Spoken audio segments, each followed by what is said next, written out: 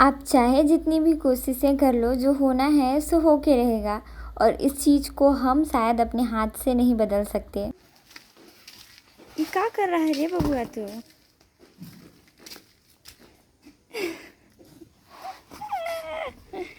ये तो खाना बनाते बनाते सो गया। ओहो ओहो।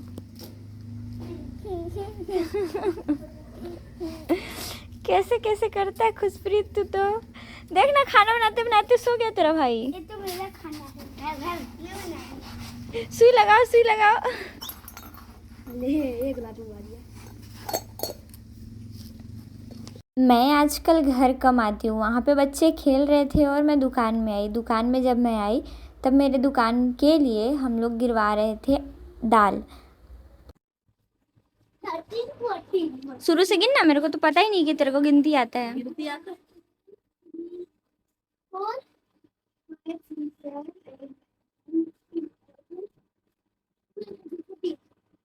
अच्छा, लगभग 20 बोरे दाल गिरवाए थे। हर एक बोरे में लगभग 30 किलो का दाल था और इसके बाद मैं थोड़े से सामान लेकर घर आ गई। जब मैं घर जाती हूँ, जब बहुत ज़्यादा इमरजेंसी पड़े और मुझे किसी काम की ज़्यादा ज़रूरत पड़े। तो आज जन्माष्टमी था और वैसे तो ये सारा काम काफ़ी सारे लोग करते हैं, पर पहली बार मैंने भी किया। एक्चुअली शीतल आकांक्षा तैयार हो रहे थे। मेरी तबीयत थोड़ी सी ख़राब होने की वजह से मुझे पढ़ाई करने का तो बिल्कुल मन नहीं था और इस वजह से मैंने सोचा कि कुछ तो ऐसा करना चाहिए जिससे थोड़ा सा मुझे अच्छा लगे। एक्चुअली पहले मैं कभी कभी तैयार हुआ करती थी और मुझे लगता है कि अभी भी मैं लगभग 6 से 7 महीने बाद ये सारे काम कर रही हूँ। हेलो दोस्तों, राधे राधे। आप सभी को ढेर सारी शुभकामनाएं जन्माष्टमी के शुभ अवसर की। उम्मीद करती हूँ आप सभी अच्छे होंगे। आज जन्माष्टमी है, जैसा कि आप सभी को पता है, इसलिए मैंने एक सिंपल सा राधा जी का लुक रिक्रिएट करने का कोशिश किया। वैसे तो कोई भी ना ही कान्हा जी की मुकाबला कर सकता है और ना ही राधा जी की, तो बस एक है ना कि अपने आप को थोड़ा सा उस रूप में ढालने की कोशिश मैंने भी किया। आप सब कमेंट करके ज़रूर बताइएगा कि मैं कैसी लग रही हूँ। ये देखिए,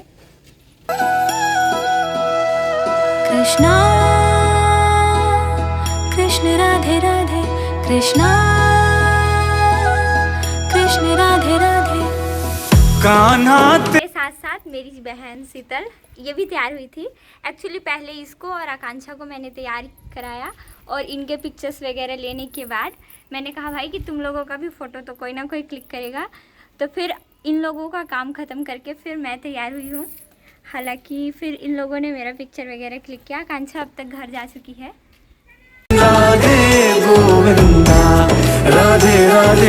खूब सारी मौज मस्ती के बाद थोड़ा मौसम ख़राब हो गया था और यह घटना दूसरे दिन की थी। तबीयत सही नहीं होने की वजह से पिछले कुछ दिनों से मेरी जो पढ़ाई है वो काफ़ी एवरेज हो रही है। एवरीडे लगभग 2 से 3 घंटा, 2 से 3 घंटा, इससे ज़्यादा मैं पढ़ाई बूस्ट नहीं कर पा रही थी। तो फिर दूसरे दिन बात आई दोपहर के लगभग 1-2 बजे आसपास। मैं अब जा रही थी घर, क्योंकि घर से मुझे आया था फ़ोन। मैं आजकल घर सिर्फ़ और सिर्फ काम पड़ने पर जाती हूँ, जब मुझे 2-3 बार फ़ोन करके बुलाया जाए।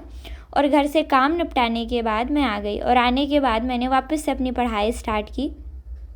वैसे जब हम कुछ चीज़ करते हैं ना, तो हमें थोड़ी सी चीज़ें बहुत स्मार्ट तरीके से करने की ज़रूरत होती है।